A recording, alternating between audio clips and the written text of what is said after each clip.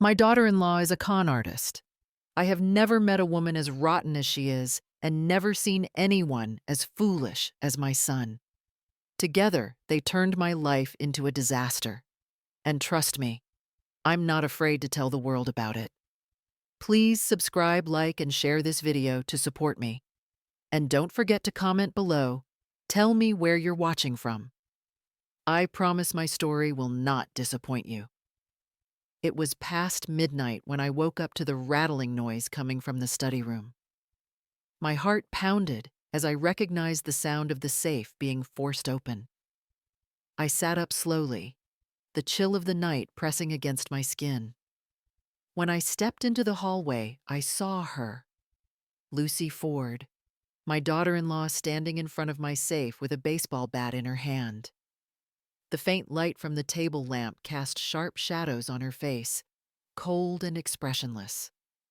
Her voice was steady but dangerous as she said, "Open the safe, I know you hide money in there." I pretended to tremble, clutching my robe as if I were scared out of my mind. My hands shook when I reached for the keys exactly as she expected. Lucy always believed I was a fragile old woman who lived off my son's generosity. I kept my eyes down, letting her think she was in control, while inside I felt the calm of someone who already knew the ending. The metal clicked softly as the safe door unlocked. The moment stretched in slow motion. As the door swung open, the warm air from inside carried the faint scent of paper and ink. Lucy leaned in, expecting stacks of cash or a will that would name her the sole heir. But instead, she froze. Her eyes darted across the thick folder inside, filled with photographs that no influencer would ever want to see images of her wrapped in someone else's arms, along with documents linking her to the sale of counterfeit cosmetics under her brand's name. Lucy's smirk faltered. She grabbed the folder and the USB drive beside it, her hands trembling. Her face, once pale from arrogance, turned ghostly white. For the first time, she couldn't find the words to twist the situation in her favor. I watched her carefully, the silence between us thick as fog. She finally whispered, "What is this?" I took a slow breath, letting the tension linger before I met her eyes. The weight of years of humiliation of being treated like a burden settled into a calm strength inside me. Then I said quietly, "The thing you came for is the very thing that will bury you." Lucy's bat slipped from her hand, hitting the floor with a dull thud. The camera of the security system blinked red behind her, recording everything. Before all this began, I lived a quiet, structured life built on hard work and honesty. For more than 20 years, I managed a chain of spas across Ohio. My staff used to call me the Iron Lady of Cleveland Heights, not because I was harsh, but because I never let anything slip through the cracks. I believed that trust was the most expensive product we could offer our clients. I refused to sell anything past its expiration date or with questionable ingredients, even when it meant losing profit. Many local spa owners respected me for that, and I took pride in being known as someone who valued integrity over appearance. But everything changed after my husband passed away. The silence in our home was unbearable. Every morning, I still set 2 cups of coffee on the counter, forgetting for a second that one would stay untouched. I decided to sell my shares in the business, thinking it was time to rest. The sale brought me around $280,000, a sum I tucked away carefully for my old age. I dreamed of a peaceful life filled with gardening morning walks and the comfort of quiet afternoons. Then my heart condition came back. My doctor said stress was dangerous and advised me to stay close to family. My son Sila came to me with gentle concern, suggesting that I move in with him and his wife Lucy. He said it would be easier for them to take care of me. I wanted to believe that kindness was his real reason, but I noticed Lucy's eyes flicker when he mentioned my savings. She smiled sweetly, almost too sweetly, and said she would make sure I felt at home. I told myself not to judge, that maybe she truly meant well. But the uneasy feeling never left me. When I moved into their house, I brought only a few belongings: my late husband's photo, a few jewelry pieces, and my old safe. That safe had followed me for decades. Back in the spa days, I used it to store confidential contracts and import licenses. It was heavy, old-fashioned, and a little out of place in a suburban home, but it gave me comfort. Lucy asked once, half joking, if I was hiding gold bars in there. I laughed it off and told her it was just a habit. In truth, the safe was more than metal and bolts. It represented everything I had built through honesty, discipline, and survival. I didn't know then that the same safe would one day become the turning point of my life, the box that would reveal who my daughter-in-law truly was. Lucy Ford. My daughter-in-law was what people online called an influencer, but I knew her fame was built on lies. To the world, she was the perfect daughter-in-law, the smiling woman who filmed cheerful videos, giving gifts to her aging mother-in-law. In those clips, she would hug me, thank me for teaching her about honesty and inner beauty, and tell her followers that true beauty begins at home. Thousands of strangers adored her for it. But I knew the truth hiding behind those filters.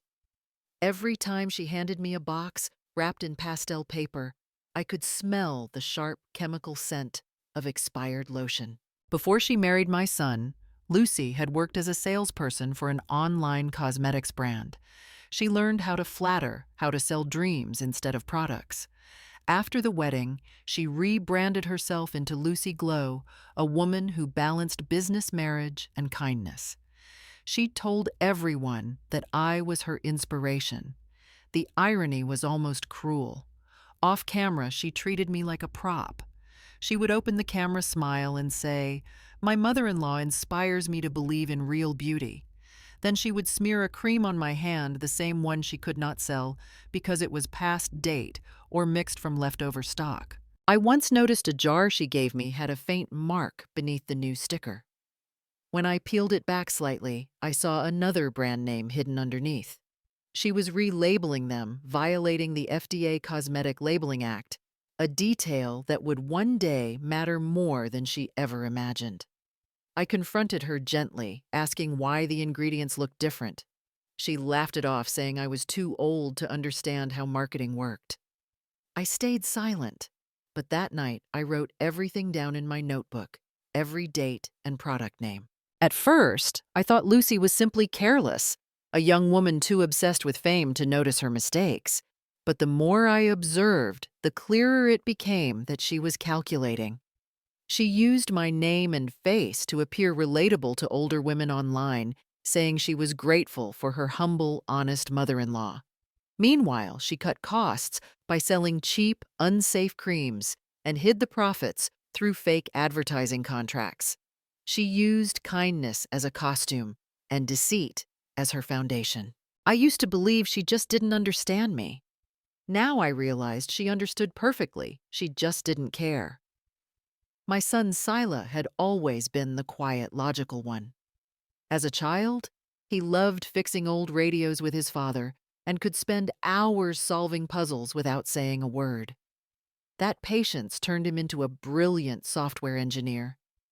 Now at 38, he worked for a cybersecurity company in Columbus building systems that protected corporations from digital theft.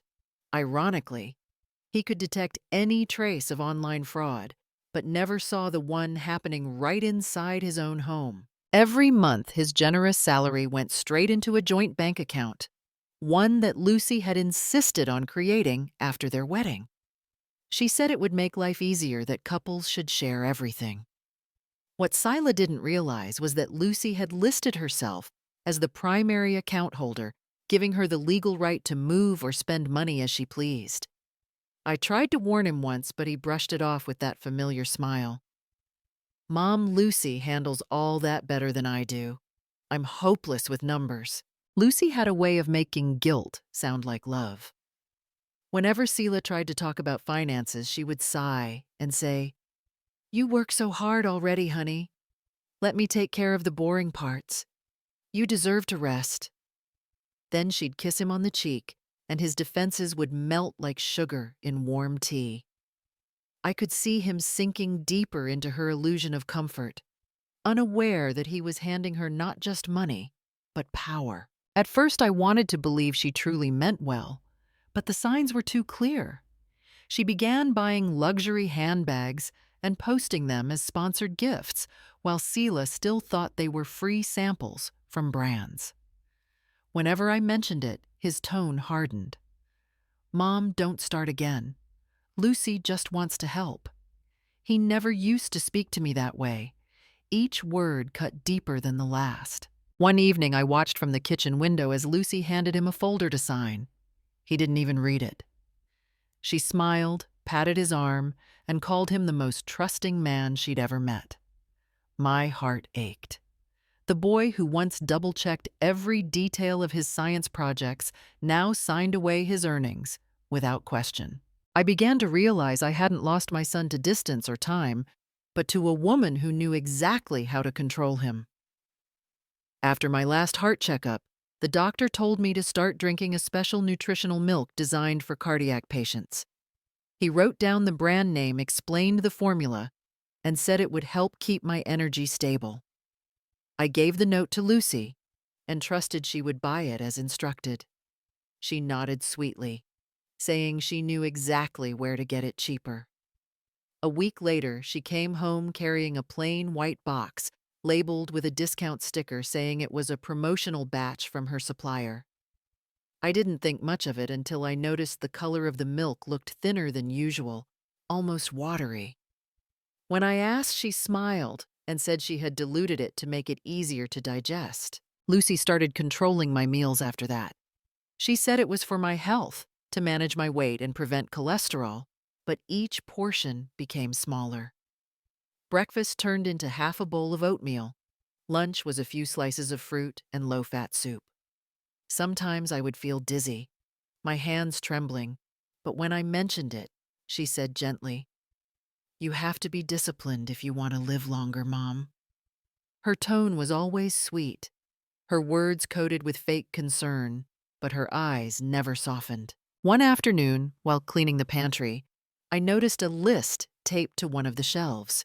It was Lucy's product inventory. My eyes froze on a familiar name, the brand of the milk I'd been drinking. Next to it was a note in her handwriting, "FDA recall batch, use for promo only." My stomach turned cold. The milk wasn't just watered down, it had been recalled. I realized then she hadn't been saving money. She had been saving her image, cutting my nutrition to fund her next campaign for Lucy Glow. That night, I began keeping a health diary. I recorded every meal, every product, every time I felt faint or weak. I wrote down the date and the brand names, even took photos with the timestamp function on my old phone. It gave me a strange sense of calm, as if writing could protect me.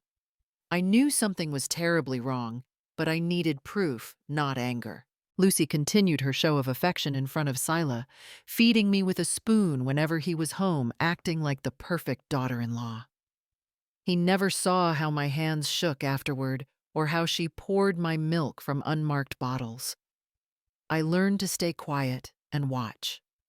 Every act of cruelty she tried to hide, I captured in words. One day, I told myself these notes will speak louder than her lies.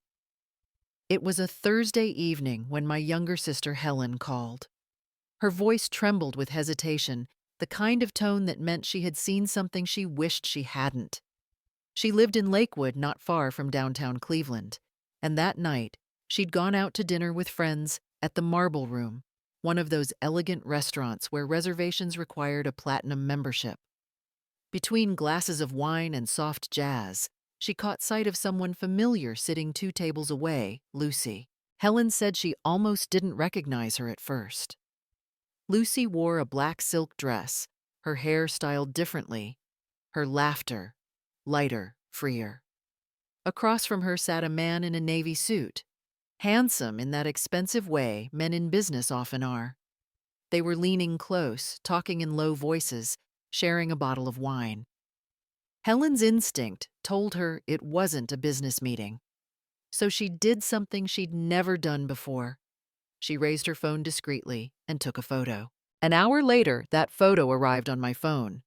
I was about to go to bed when I saw Helen's message. Sky. I think you should see this. At first, I brushed it off. Maybe it was just a business dinner, I thought. Lucy often met clients. But when I opened the picture and zoomed in, my breath caught.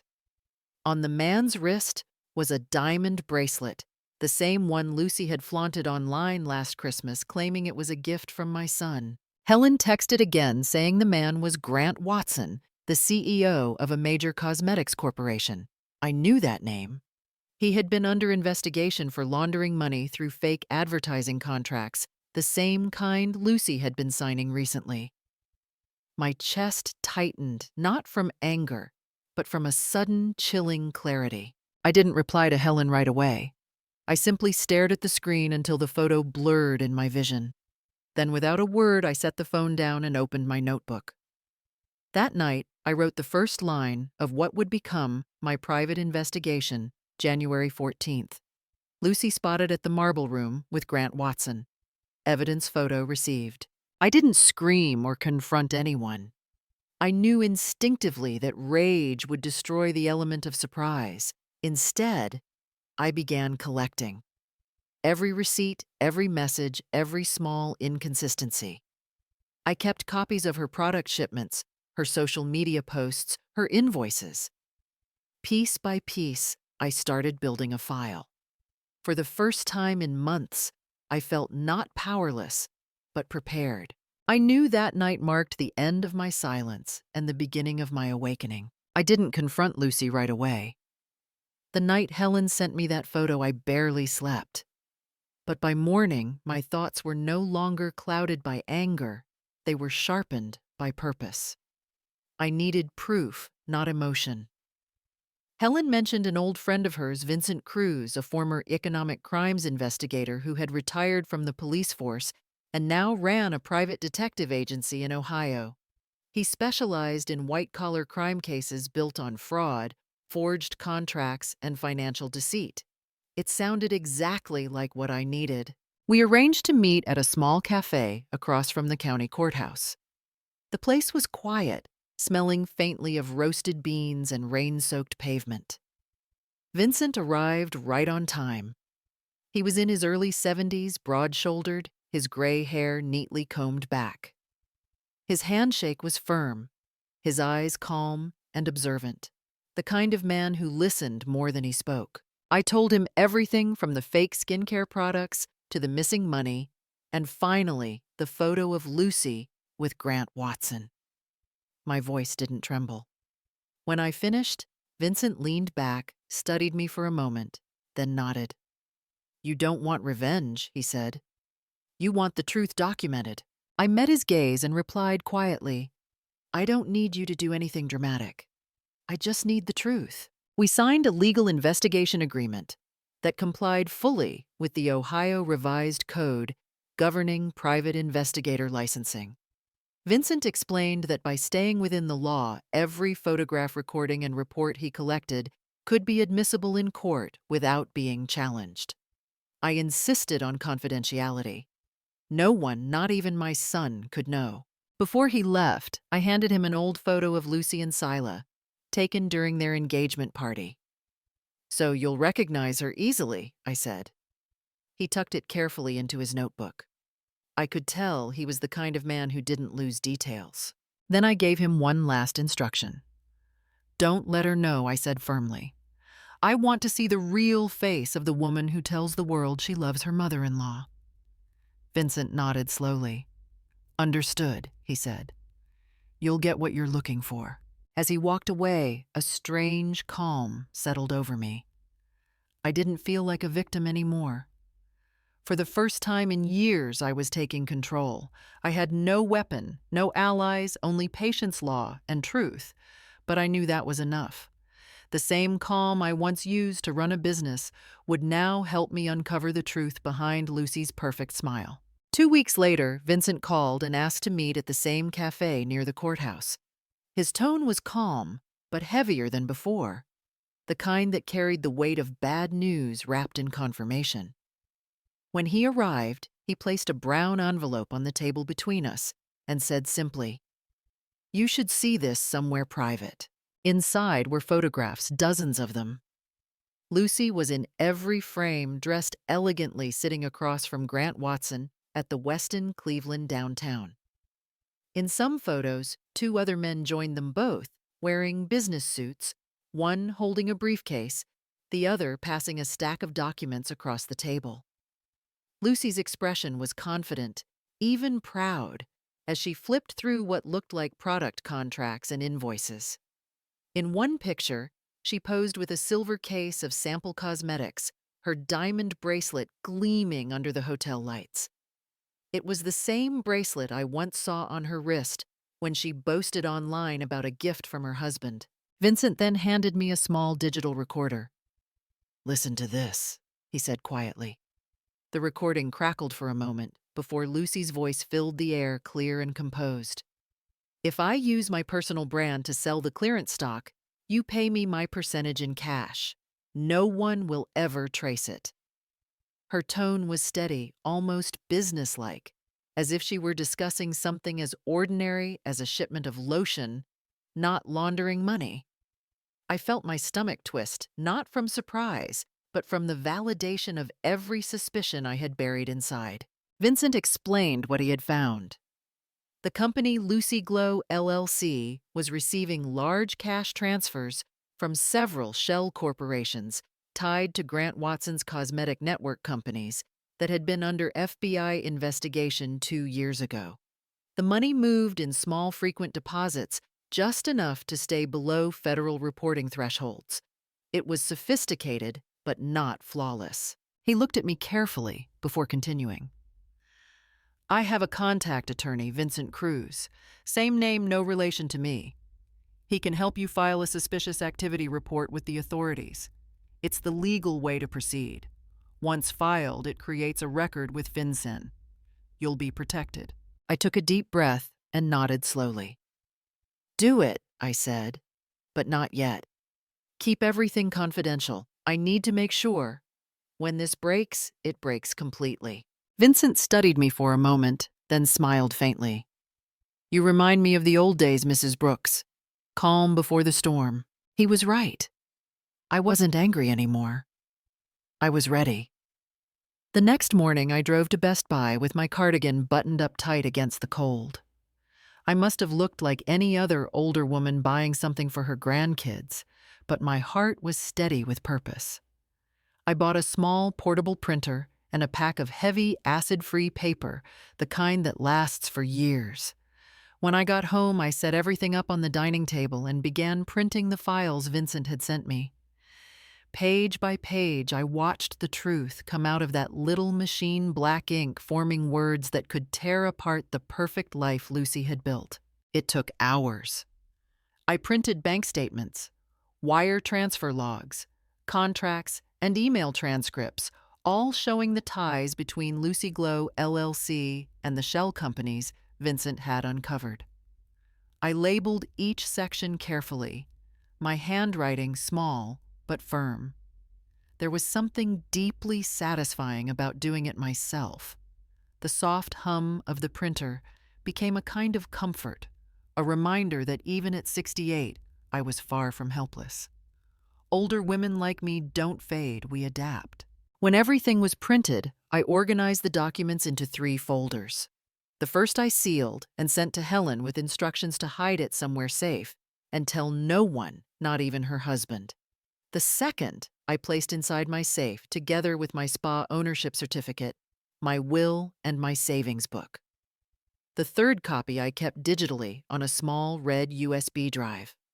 I covered it with a simple white label and wrote SPF formula on it, pretending it was an old sunscreen recipe from my spa days. To anyone else, it looked like a meaningless business file, but I knew it held every secret that could destroy Lucy. When I finished, I placed the USB inside a velvet pouch, tucked it into the corner of the safe, and rested my hand on the cold metal door for a long moment. The photo of my late husband sat on the shelf beside me. His kind eyes looked the same as they did the day he promised me I'd never have to face the world alone. I whispered softly, "The day you died.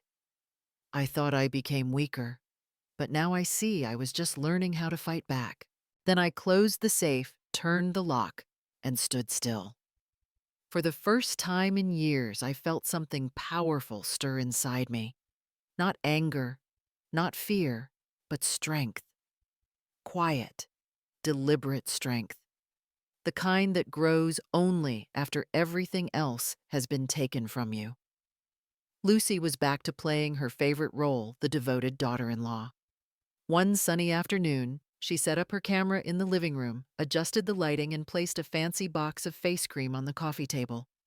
I sat quietly on the sofa as she positioned herself beside me, her voice trembling just enough to sound emotional. She began the recording with tears shimmering at the corners of her eyes. "I just want my mother-in-law to stay beautiful even while she's sick," she said. "She's my inspiration, the reason I believe in inner beauty." Her words floated through the room like perfume, sweet, artificial, and designed to please the crowd. Within a day, the video hit over 1.2 million views on TikTok. Thousands of comments poured in from strangers, calling her an angel, a role model, the perfect daughter-in-law.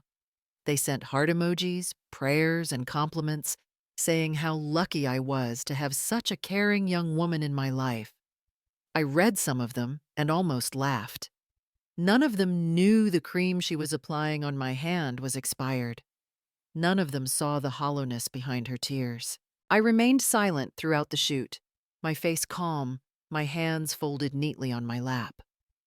I had learned that silence could be the sharpest form of power. Inside, though, I felt a strange mix of disgust and pity. Disgust at her audacity, pity because I could see how much she needed the performance to survive. Fame had become her oxygen, and the lie she told was her only way to breathe. After the video went viral, Lucy's phone wouldn't stop buzzing. Dozens of brands reached out with new sponsorship deals. She strutted around the house in high heels, humming songs as if she were the star of her own movie. Every new contract fed her arrogance. She truly believed that her polished image, the devoted daughter-in-law who loves her sick mother, was her perfect shield, the curtain that could hide everything she had done. That evening, Helen called after seeing the video. Her voice was sharp with anger. "Sky, are you really going to let her humiliate you like this in front of the whole world?" I looked out the window, watching the light fade across the lawn, and smiled faintly. "No, Helen," I said softly. "Once the stage shines its brightest, the lights will also show the stains." I knew the world loved her now. But when the truth came out, when the same lights she used to blind others turned against her, they would see every smear, every lie, every hidden crack beneath her glitter. And I would be there, calm and ready, when her curtain finally fell. I kept smiling, pretending to use Lucy's expensive Lucy Glow cream every morning and night, just as she instructed in her fake videos. But behind that calm routine, I had begun my own recording. I bought a small, hidden camera at an electronics store downtown, disguised as a picture frame, and placed it neatly on my nightstand. Every time I opened a new jar, the camera quietly captured the truth, the misspelled label, the off-color packaging, and that sharp chemical smell that stung my nose. The cream looked glossy and luxurious, but when I rubbed it on my wrist, it burned slightly, leaving a faint rash. On camera, I lifted my sleeve and let the redness show. The truth didn't need drama, it only needed evidence. After a week of filming, I took one of the jars to a small private laboratory in the city. The technician, a young woman named Dana, ran a chemical analysis while I waited in the sterile white room, the hum of the machines echoing faintly. When she returned, her expression was serious. "Ma'am," She said this contains hydroquinone and mercury, both way above FDA safety limits. My stomach turned. Those substances were banned for use in over-the-counter skincare. What Lucy was selling wasn't just fake, it was illegal under the Federal Food, Drug, and Cosmetic Act. I paid for the full report and took every document home. That night, I scanned and saved them all onto my red USB, the one labeled SPF formula. I also sent a digital copy to Vincent, just in case something ever happened to me. He replied with one line, "You're doing everything right. Keep it quiet."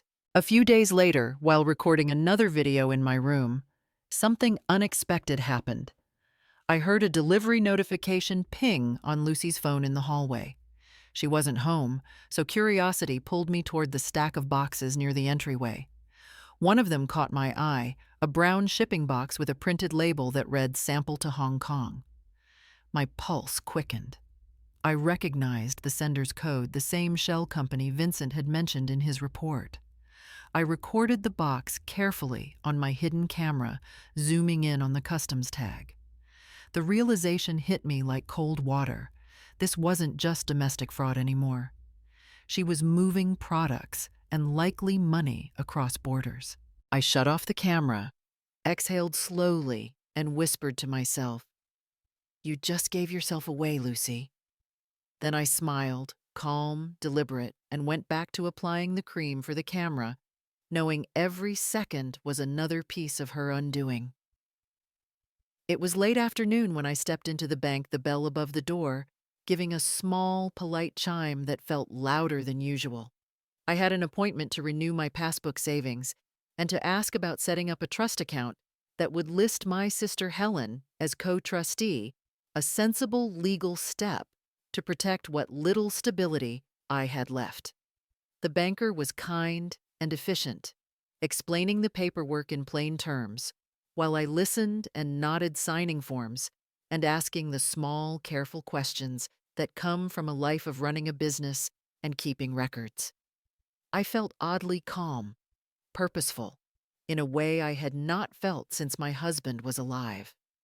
The trust was not a secret plot, only a sober plan to ensure my savings could not be misused. When I left, I tucked the receipt into my purse and walked home slowly, thinking of the neat stacks of paper in my safe and the red USB that held the truth. I did not notice the ripple my quiet errand created until the next morning, when Helen texted me a single short message asking if I had been to First Midwest Bank the previous afternoon, and when I replied yes, she warned me to be careful. It was small and ordinary, but later I learned it had set Lucy off. She had been at the bank too that day for an unrelated deposit, and a teller, polite and unaware, had greeted her by name as she came in. Seeing someone speak my name near the counter made her imagine things. She already believed she held control, and the idea that I might be moving money where she could not access it triggered something fierce. I could not have known she had installed a location app on my phone, the kind she said was for tracking my steps and checking my medication reminders. She used that app not for kindness, but to watch me. That evening, she saw my dot stop at First Midwest Bank, and the dot did not move for 10 minutes, and in her mind, that meant betrayal. Her panic did not manifest as a calm conversation. It became a high-pitched, desperate scramble. She called Grant Watson as if calling for instructions in battle. I heard her voice through the thin wall because she did not lower it, and the words that came out of her mouth were full of fear and fury. If she described possibilities, Grant offered only one cold solution, a line that showed how far she had allowed herself to be drawn into criminal thinking. He told her to get the key and make it right, meaning take whatever force was necessary to keep control. The thought turned my stomach. I sat with my cup of tea and felt the old familiar ache of betrayal, but this time it was accompanied by a hardening resolve. I understood then that the danger had moved from the abstract to the immediate. I closed my eyes for a moment, imagined the safe in my bedroom, felt the weight of the red USB inside, and made myself a promise. I would not be hurried or frightened into mistakes. I would let law and patience be my weapons. And when the time was right, the truth I had gathered would do its work without my having to raise my voice. It was nearly 2 in the morning when the pounding started. The sharp thuds against my bedroom door jolted me awake, my heart racing before my mind could catch up. I looked at the clock. 1:47 a.m. The next thing I heard was Lucy's voice, loud, slurred with fury, echoing down the hallway. "I know you're hiding Sila's money. Open the safe right now!" The door burst open before I could even stand. She stood there in her satin robe, her hair messy, cheeks flushed red with rage. Her phone was still in her hand, the screen glowing like a weapon. For a second, I just stared at her, pretending to be startled and weak. My hands shook as I pulled the blanket tighter around me. "Lucy, what are you doing?" "It's the middle of the night," I whispered, my voice trembling just enough to sound afraid.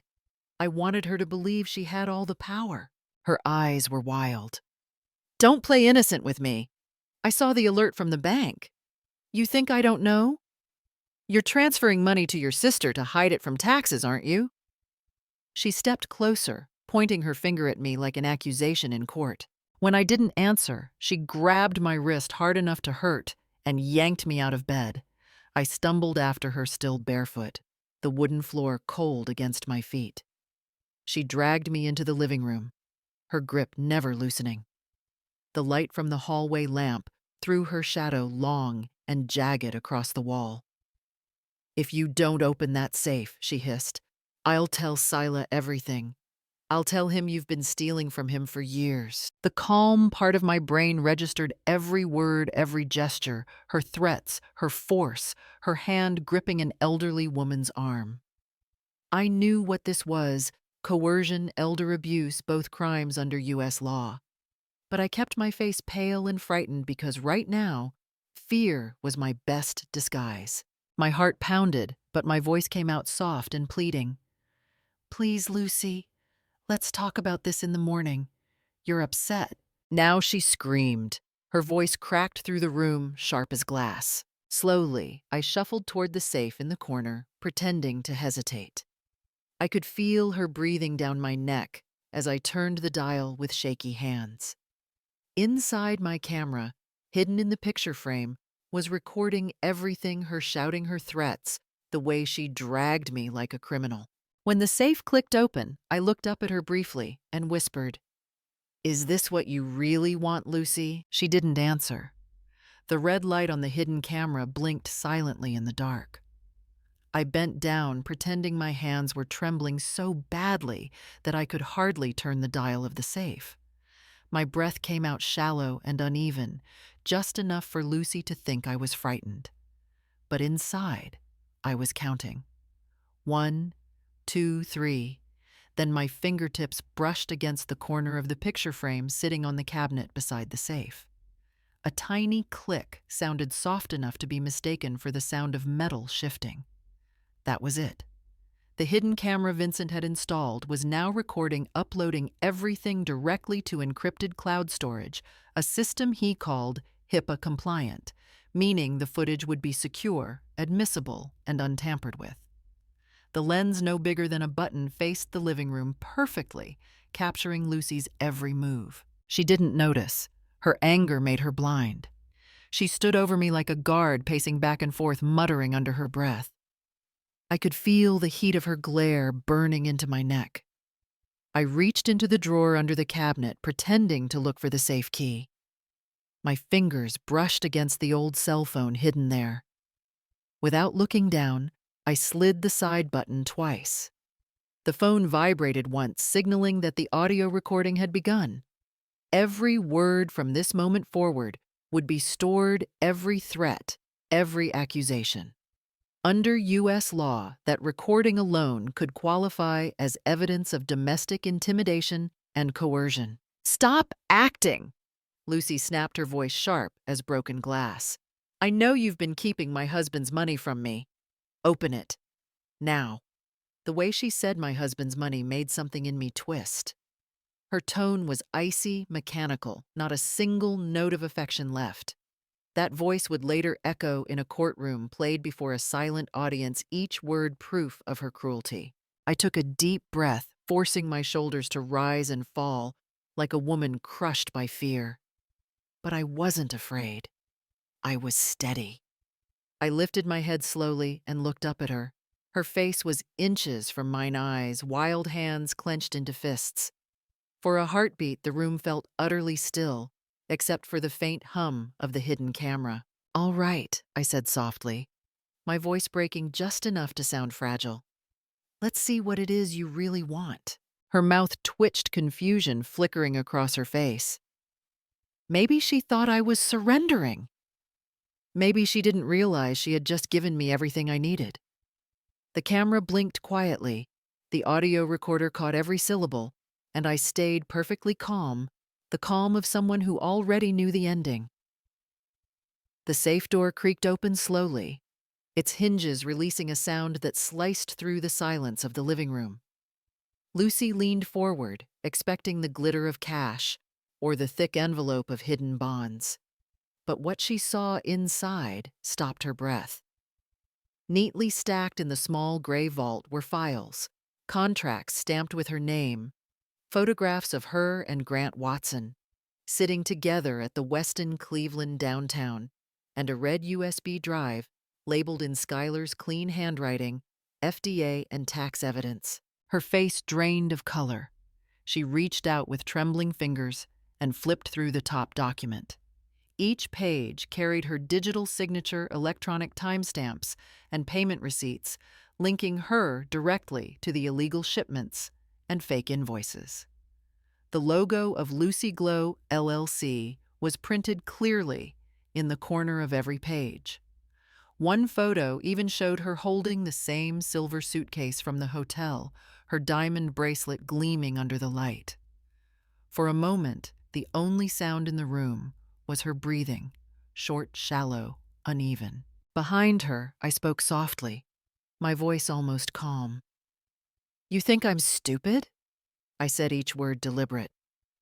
"I spent my whole life in this industry, Lucy. I know the smell of dishonesty the way a perfumer knows the scent of poison." Her shoulders stiffened. I could see the tremor in her hands as she set the folder down. Pride and panic warred across her face. The image of control she had built online in her marriage, even here in this house, was cracking. Her lips parted, but no words came out. She stepped back once her eyes darting toward the kitchen. Then she moved. In a single blur of motion, she rushed toward the counter, yanked open a drawer, and pulled out a knife. The metal glinted beneath the dim light, her knuckles white around the handle. "If you die," she whispered, voice breaking, "everything still belongs to me." For a heartbeat, the world narrowed to that image, her shadowed face, the knife shaking in her hand, my reflection in her wild eyes. And then before she could take another step, the camera hidden in the picture frame triggered. The flash burst through the darkness like lightning, freezing her in place. The recording system captured everything, her weapon, her words, her expression. Lucy blinked, startled by the sudden light. I didn't move. I stood still, meeting her gaze with a quiet steadiness that she couldn't comprehend. "That's enough," I whispered. "Show's over." Somewhere in the corner, the red light of the hidden camera blinked steadily, recording the moment that would later be known as the start of the counterattack. The blade grazed my arm, sharp enough to sting, not deep enough to kill. A line of red appeared on my skin, thin but steady, trickling down toward my wrist. Pain flashed for a second, but I refused to let fear follow it. I pressed my hand over the wound, grabbed the handkerchief from my pocket, and wrapped it tight. Across the room, Lucy was still shaking, breathing hard, her eyes darting between me and the open safe. The knife trembled in her grip. For a brief moment, she seemed unsure whether to flee or finish what she started. I took a small step back, pretending to stumble, and turned toward the wall where the old landline phone hung, the same one most people thought was just a relic. I pressed my hand to the receiver. The system Vincent had installed weeks ago made no sound, but I knew what it was doing. The SOS trigger was sending an automatic alert straight to Vincent's phone and dialing 911 simultaneously. He'd insisted on it after hearing about my first confrontation with Lucy. No heroics, he had told me. If anything happens, get proof and call for help. Behind me, I heard papers rustling. Frantic, desperate. Lucy was kneeling by the safe, trying to stuff the folders into a bag, her movements clumsy from panic. Every few seconds, she muttered under her breath, swearing, blaming, convincing herself she could still control the situation. The USB fell from her grasp, clattering against the floor, but she ignored it. Her mind was unraveling faster than the lies she'd built around her. I took another breath, steady and deliberate, keeping my back turned so she couldn't see the faint light flashing on the phone. My pulse throbbed in my arm, but I forced myself to stay still. The line connected in silence, no ringtone, no noise. Somewhere miles away, Vincent's phone vibrated on his nightstand. When he saw the emergency code, he didn't hesitate. He opened the tracking app linked to my house and saw the alert flashing red. The system showed my exact location in the living room. No motion detected for a few seconds. Then the signal flickered again, movement erratic and fast. Vincent grabbed his jacket, his badge, and his old revolver from the drawer, muttering, "Hang on, Sky." Within a minute, his car was roaring down the empty Ohio highway. At the same time, he forwarded the emergency message to Helen. She lived only 10 minutes away. When her phone buzzed, she didn't even stop to put on a coat. She just said one line to her husband, "Something's wrong with Skylar." Then she was gone. Keys in hand, her headlights cutting through the fog.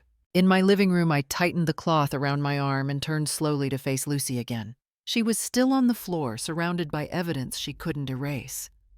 For the first time, she looked small, like the act had drained her of everything except fear. Helen had planned to visit me the next morning, bringing soup and her usual calm presence, but the message from Vincent changed everything. She was in her nightgown when her phone buzzed an emergency alert from his number marked Skylar Active SOS. Without hesitation, she threw on a coat, grabbed her car keys, and was out the door before her husband could even ask what was happening.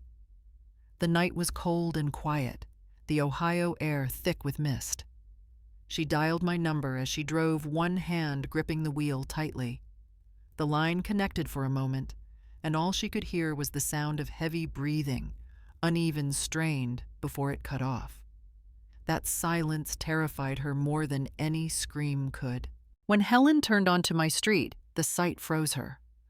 My porch light was still on, glowing faintly against the fog, and the front door stood ajar. She could hear faint shouting coming from inside, two voices overlapping, one, sharp one, breaking.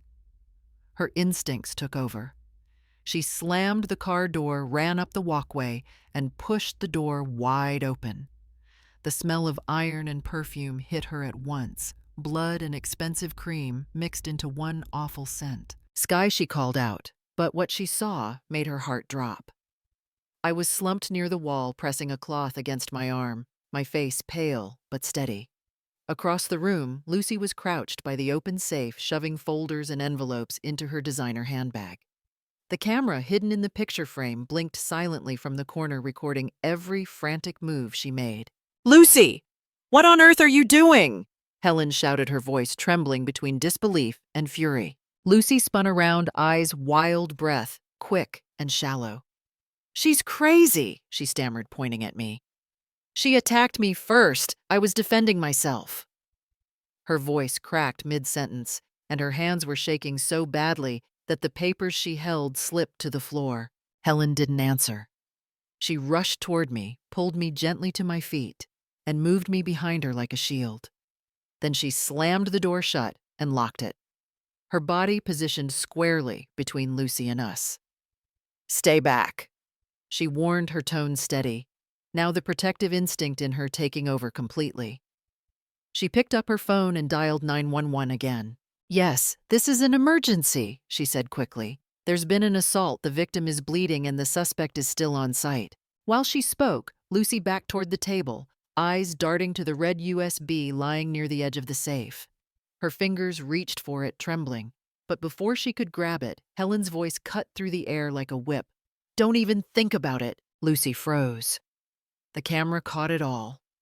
Her panicked face, the flash of guilt, and the desperate hand reaching toward the evidence. That footage would later become the key piece of proof in the federal investigation. The sound of police sirens tore through the quiet neighborhood, their red and blue lights flashing against the frosted windows of my house. Lucy froze for half a second, her wide eyes darting toward the front door, then back to the red USB drive lying on the table. Panic overtook logic. She lunged forward, grabbed the USB, and ran to the kitchen. I could barely move my arm, still bleeding through the cloth, but I saw everything. She yanked the lid off the kettle, the water inside already boiling, and threw the drive in with a hiss. Steam filled the air, and the sound of bubbling metal echoed through the kitchen. She thought she had destroyed the evidence. What she didn't know was that the USB was encrypted and linked to a cloud backup system Vincent had set up weeks earlier. Every file, every recording, every photo had already been uploaded to a secure online storage system. The data she tried to kill was already immortal. The front door burst open just as she stepped back from the stove. Cleveland PD drop. Whatever's in your hands. Officer Daniel's voice cut through the chaos, calm but firm. Behind him, Officer Morgan followed his flashlight, sweeping across the room. They had arrived under the domestic violence response protocol, their movements quick and practiced. Lucy stumbled backward, her hand trembling as she pointed toward me. "She's crazy!" she shouted, voice cracking. "She attacked me first!" Officer Morgan's eyes flicked to the blood on my sleeve and the overturned furniture. He moved between us immediately. "Ma'am, sit down," he ordered Lucy, his tone sharp but controlled.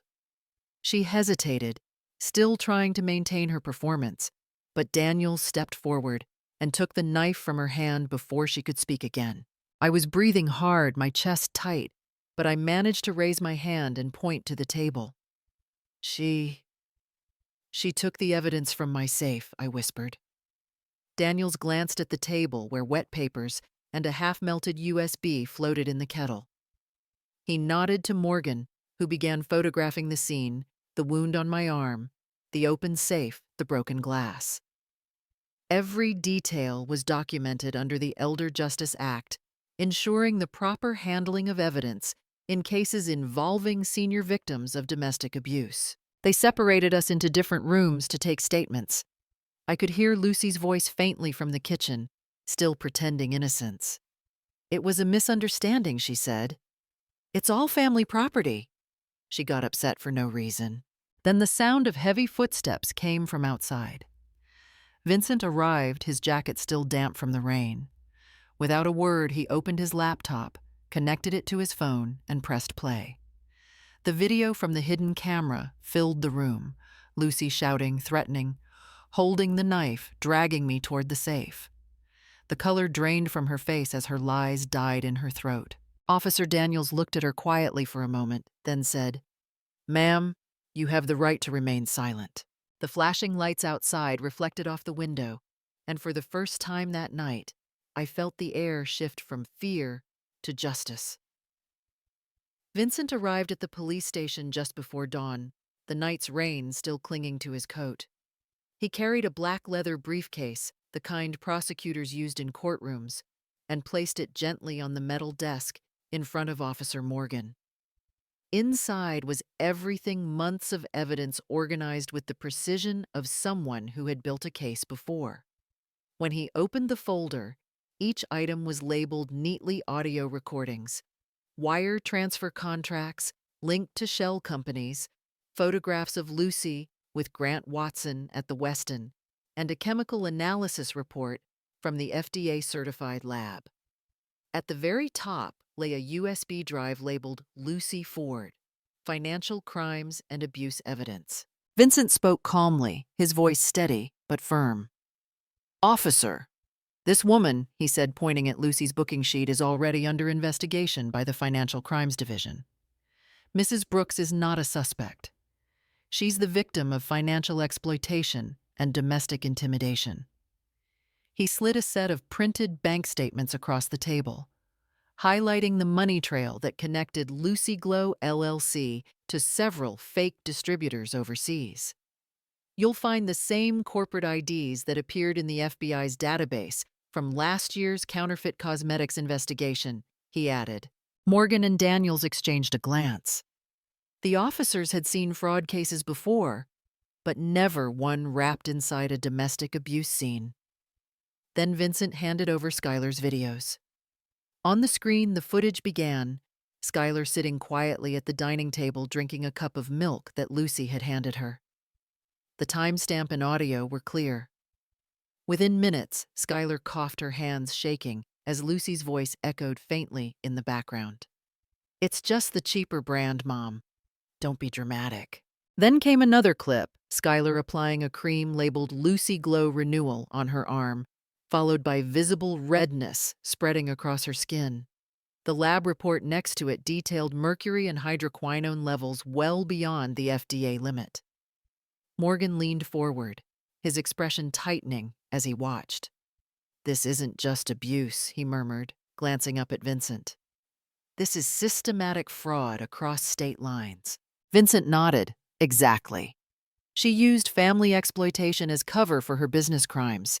She's been selling dangerous products while using Mrs. Brooks as her public prop."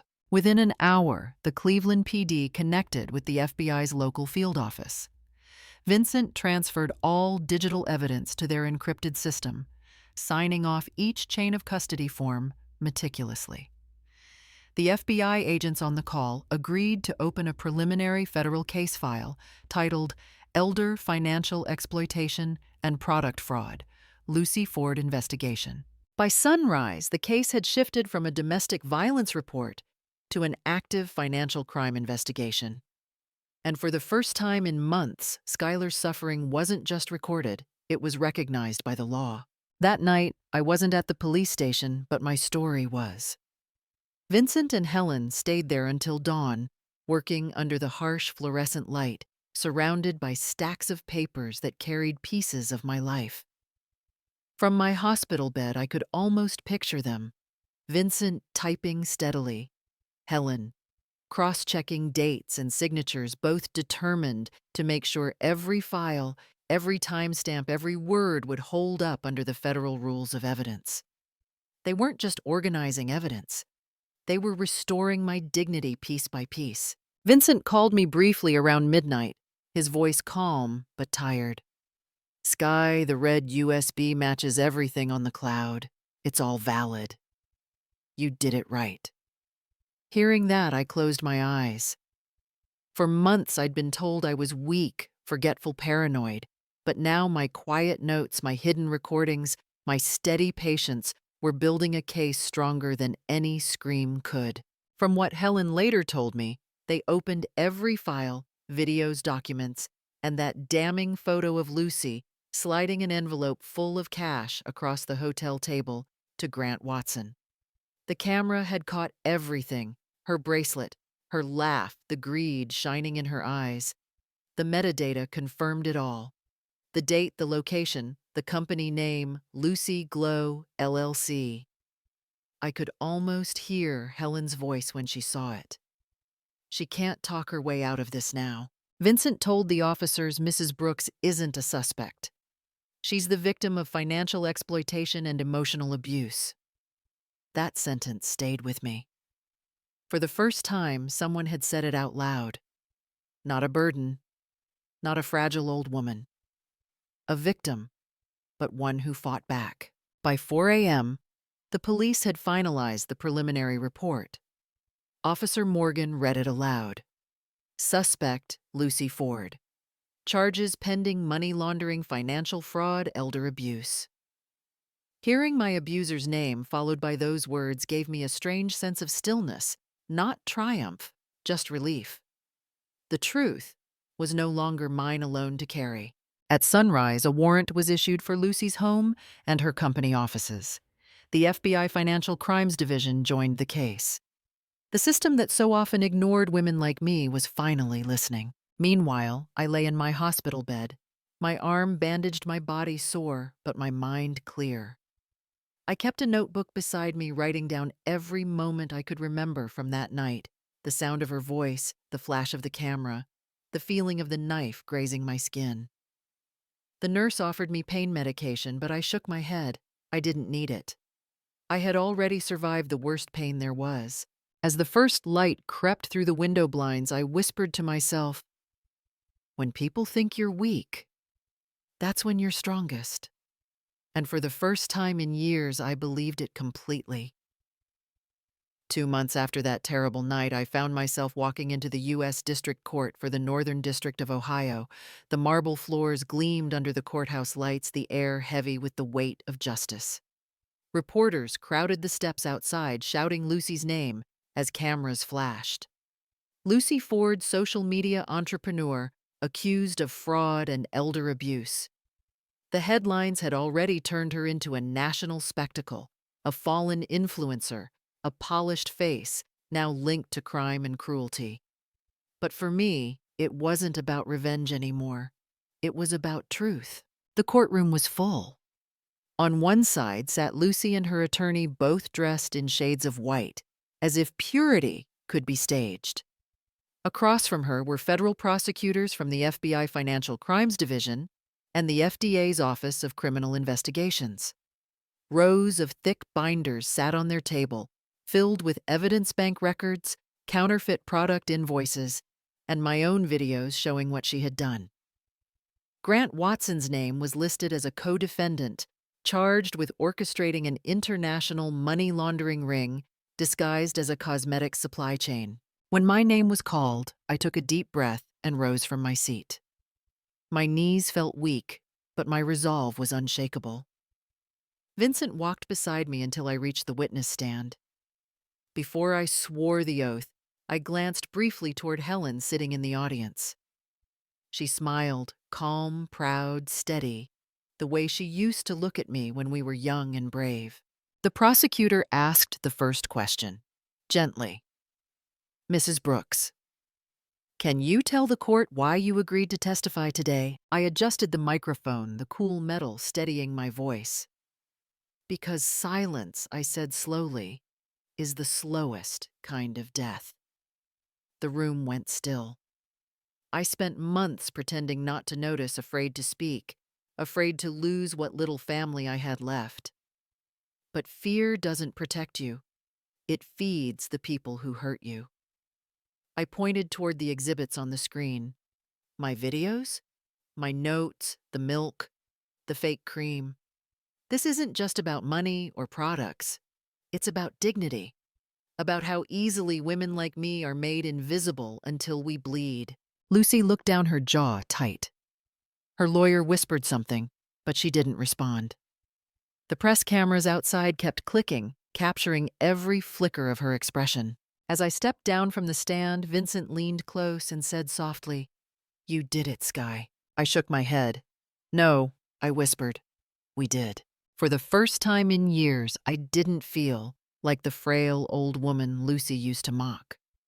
I felt like someone whole again, someone who had survived the storm and lived to tell the truth under oath. The morning of the trial was cold and gray, the kind of morning when breath turns into fog. Outside the courthouse, a wall of cameras and microphones waited. Reporters called my name as I stepped out of the black sedan, my hand resting lightly on Vincent's arm. I wore a simple gray coat and a pair of pearl earrings I had kept since my wedding day, small reminders of a life that once felt peaceful.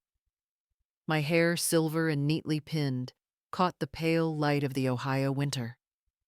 I had always imagined old age as something quiet. I never thought it would lead me here, walking into a federal courthouse with the world watching. The journalists swarmed closer. I could hear their questions overlapping sharp, eager, hungry for sound bites. "Mrs. Brooks, are you afraid?" one woman shouted. I stopped for a second, turning to face the crowd. The microphones hovered like metal flowers waiting for my answer. I looked directly into one of the cameras and said quietly, "I used to be afraid. But today I only regret trusting the wrong person."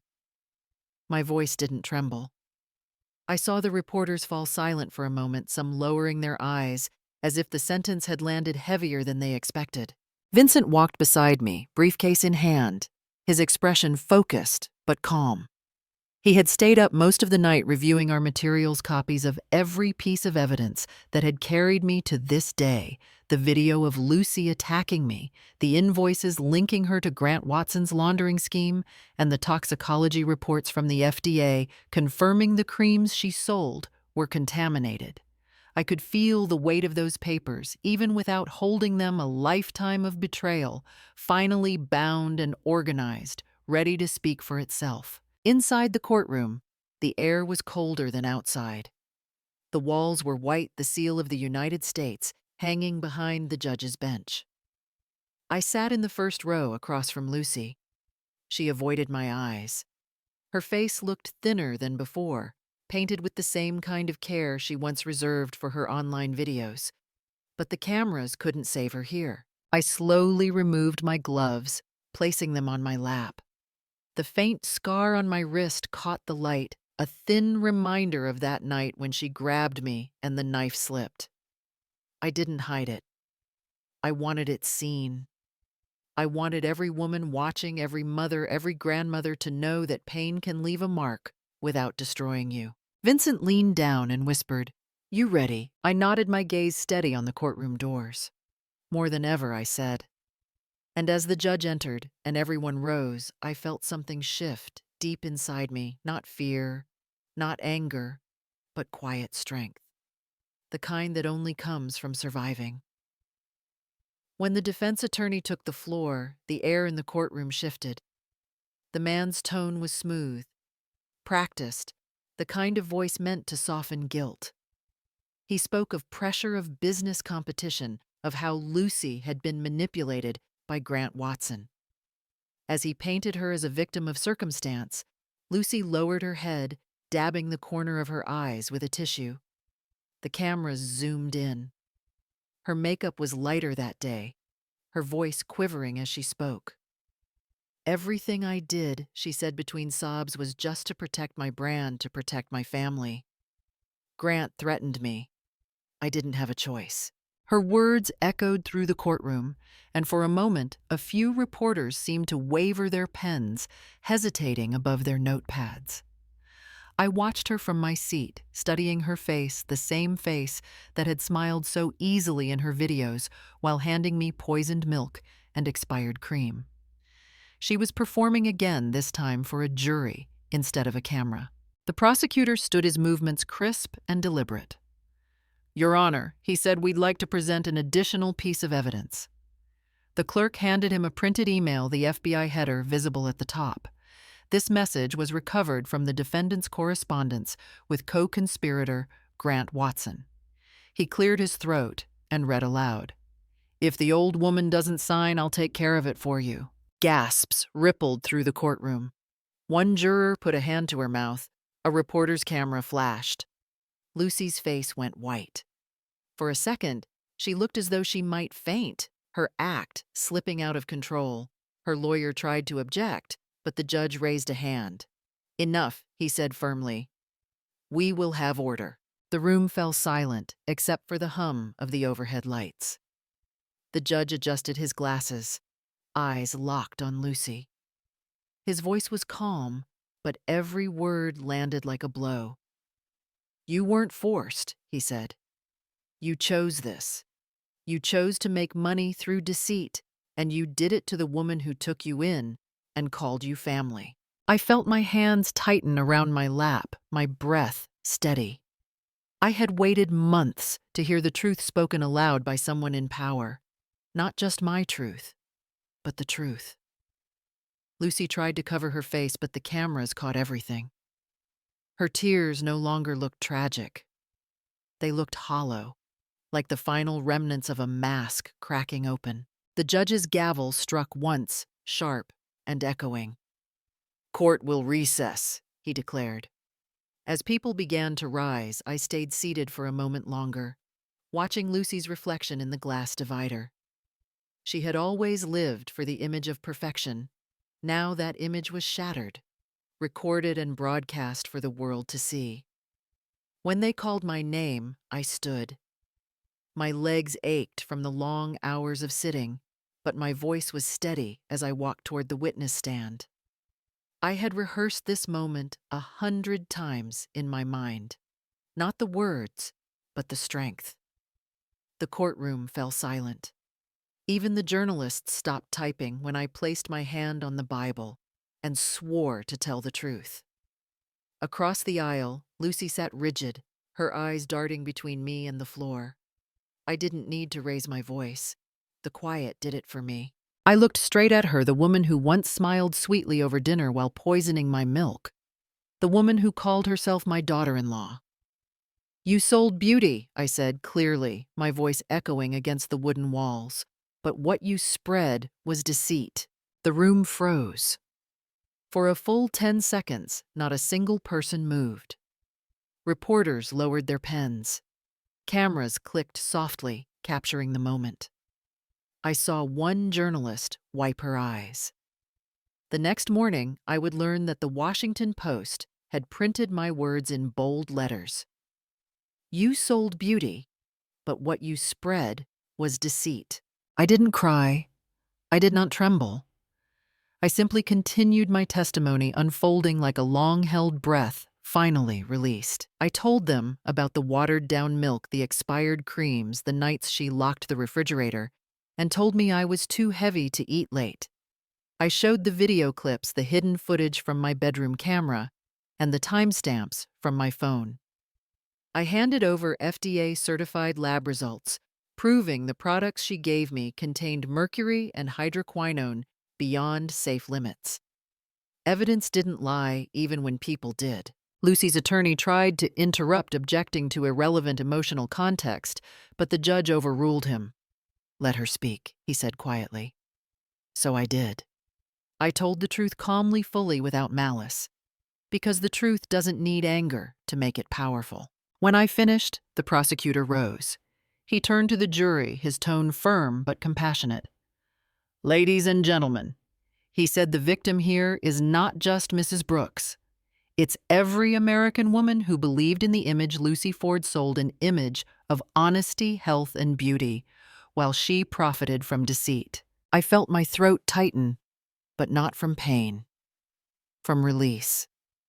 From knowing that what began as a personal betrayal had become something larger, a fight for every woman, silenced every elder, dismissed every truth buried under a glossy lie. As I stepped down from the stand, I glanced once more at Lucy. She couldn't meet my eyes. And for the first time, I didn't see her as my enemy, only as the consequence of her own choices. When the judge returned to the bench, the room grew still. Everyone rose, then sat again in unison as he began to read the verdict. My hands were folded tightly in my lap.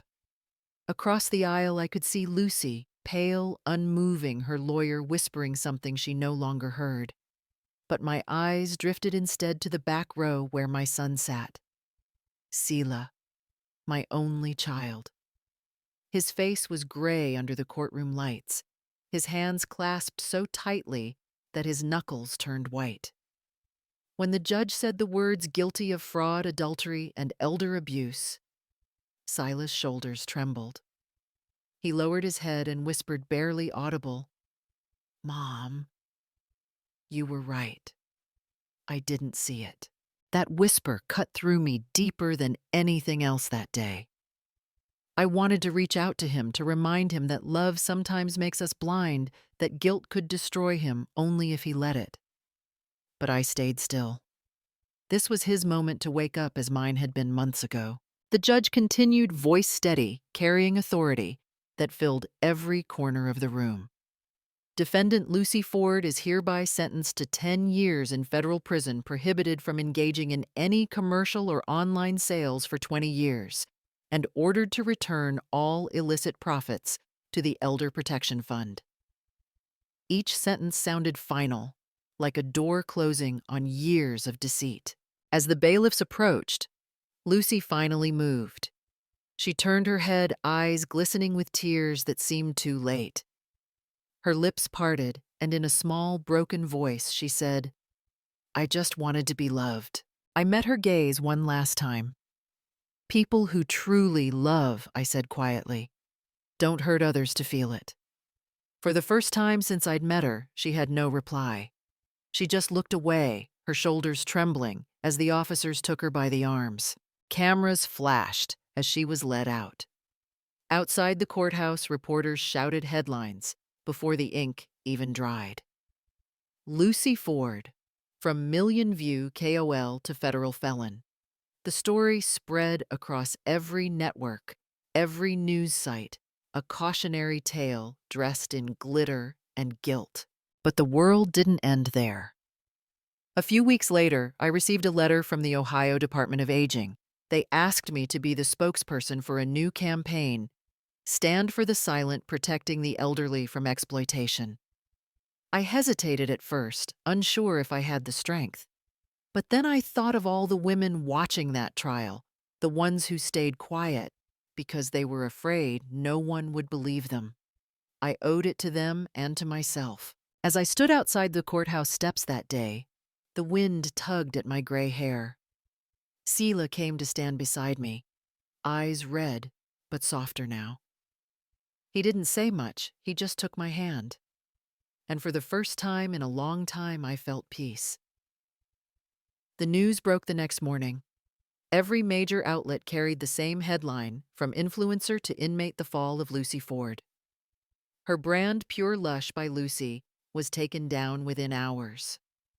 Retailers canceled contracts, followers unfollowed by the thousands, and videos of her old product reviews vanished from every social media feed. The same people who once praised her now flooded comment sections with disgust. "She fooled us all," one wrote. How could anyone hurt their own family for fame? I didn't rejoice. I just watched it happen quietly, understanding that sometimes karma doesn't need applause, it just needs time. The federal investigation widened quickly. Grant Watson and the executives behind the cosmetics conglomerate that supplied Lucy were subpoenaed. Reports confirmed they had laundered millions through fake export contracts. What had begun as a family tragedy was now a corporate scandal shaking the beauty industry. The same glamour that had once protected them was now evidence-glossy packaging hiding poison inside. Sela came to see me the day he filed for divorce. His eyes were red, his suit wrinkled as if he hadn't slept. He stood awkwardly at my hospital bedside, hands buried in his pockets. "Mom," he said softly, "I thought I was protecting my wife, but I ended up betraying you." I looked at him for a long time before answering. "You didn't betray me," I said gently. "You just forgot who you were. Now you remember." He nodded, tears falling without a sound. That moment, quiet, raw, and human, was worth more than any verdict. Vincent visited a week later, carrying his usual stack of folders. "We recovered everything," he told me. "Your accounts, your savings, all back under your name." He also explained that with the court's approval, part of Lucy's seized assets would fund a new initiative, the Elder Protection Fund, a financial and legal support program for elderly women facing abuse or exploitation. He wanted me to co-chair it.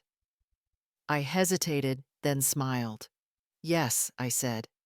"If what happened to me can protect even one other woman, then it was worth it." By the end of that month, the Washington Post published a full feature titled "From Victim to Victor: The Skylar Brooks Case." It detailed how one woman's quiet resilience had exposed a national issue: elder abuse hidden behind polished smiles and family facades. I read it only once, then folded the paper neatly and placed it inside my journal. Outside my window, the late winter sun poured through the glass, touching the scar on my wrist. For the first time, it didn't ache. Karma had arrived, not loud, not cruel, just balanced. The morning was quiet, the kind of peace that used to feel impossible. Sunlight spilled across the small garden behind my house, touching the petals of the lavender I had replanted last spring. My hands were covered in soil, and for the first time in months, that simple act of watering flowers felt like breathing again. Helen came out from the kitchen carrying 2 cups of coffee. She set one beside me and said with a teasing grin, "You know, Sky, you should start a class for women. Teach them self-defense or something. You'd go viral faster than Lucy ever did." I laughed, wiping my hands on my apron. "No," I said, smiling at her. "We don't need to teach them how to fight. We just need to teach them not to be afraid." Helen chuckled and nodded her eyes, soft but proud. For both of us, laughter had become rare, and that made it precious. A few minutes later, I heard the sound of footsteps on the gravel path. When I turned, Sela was standing there holding a small potted rosebush. He looked older than his age, the weight of guilt and loss written in the lines around his eyes. "Mom," he said quietly, placing the pot down beside me. "I've been stupid for so long." I stood up and put my hand over his. "No," I said softly. "You just needed time to see clearly." He nodded, his eyes glistening, and for the first time since all of it began, I saw peace in his face. After they left, I sat back down and opened my journal. The same one I had used to record every lie, every bruise, every betrayal. But today, I wrote something different. "Revenge is not about bringing someone down," I wrote slowly. "It's about reminding yourself that you still have worth." The ink spread slightly on the paper, like the way pain had once spread through my heart, but this time it didn't hurt. It felt cleansing. I looked out at the sky, the same pale blue that had watched me through every storm, and felt a calm resolve settle in my chest. Life had scarred me, yes, but it had also taught me how to stand. I wasn't a victim anymore. I was living proof that even in silence, truth finds its voice. So if you're listening, if someone you love has ever betrayed you, taken your kindness for weakness, or silenced your pain, don't stay quiet. Tell your story. Because truth, like light through the cracks, always finds its way.